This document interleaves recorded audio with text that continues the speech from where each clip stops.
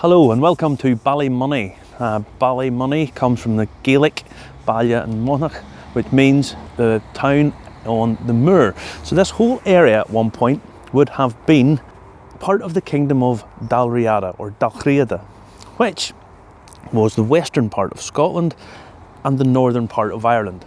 That would all have been one kingdom because it was much easier to travel by sea than by land. Now, to highlight that, the school up here, with one of the largest schools in Northern Ireland, with over 900 pupils, is named Dalriada in honour of that. Now, this town is well known for agriculture and for farm produce. Some people know it as Cowtown, that's what it's sometimes nicknamed as.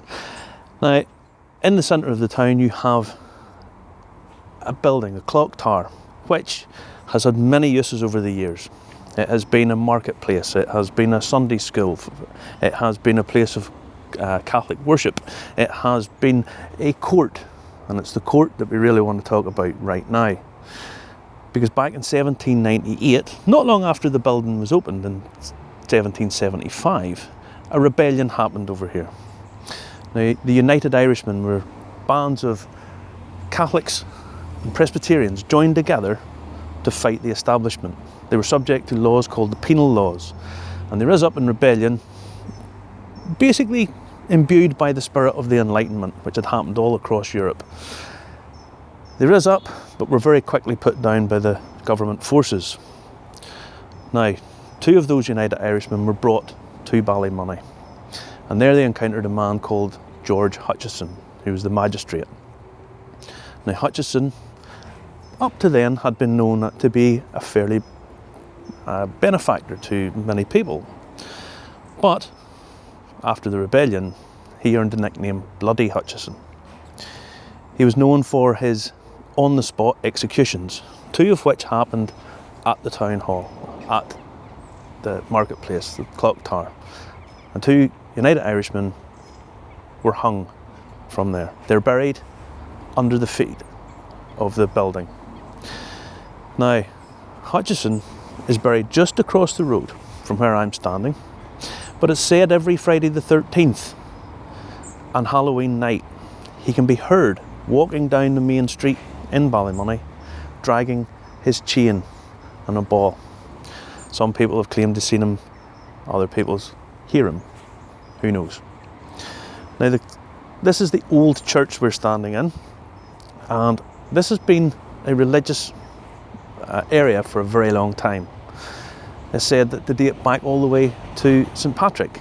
St. Patrick is known to have come to this area in the 5th century, where he was given some land around here. This church originally dates back probably back to about the 13th century, but the original church was burnt in 1641 in the midst of another rebellion that happened in Ireland. This church was then rebuilt and lasted up until the middle of the 19th century, when it was moved across the road. The building became abandoned after a fire, and the church across the road was established. If you come to this area and to see the Scottish connections, if you go to Charlotte Street, which is just down beside the clock tower, you'll see that it was formerly known as Piper's Row. Now, Charlotte was the daughter of the 6th Earl of Antrim, who built the clock tower, and Charlotte Kerr was her name.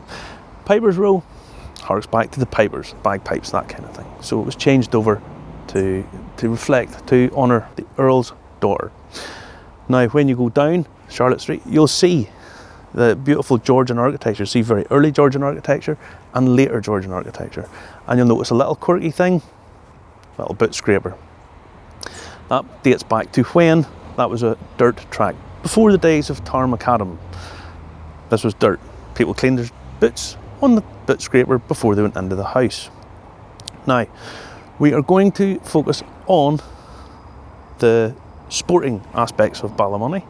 Way back in 1912 in Stockholm, Ballymoney had a gold-winning Olympic marathon runner, K.K. MacArthur, but it's much more famous for its motorbike riders, and we're going to head down and see that now.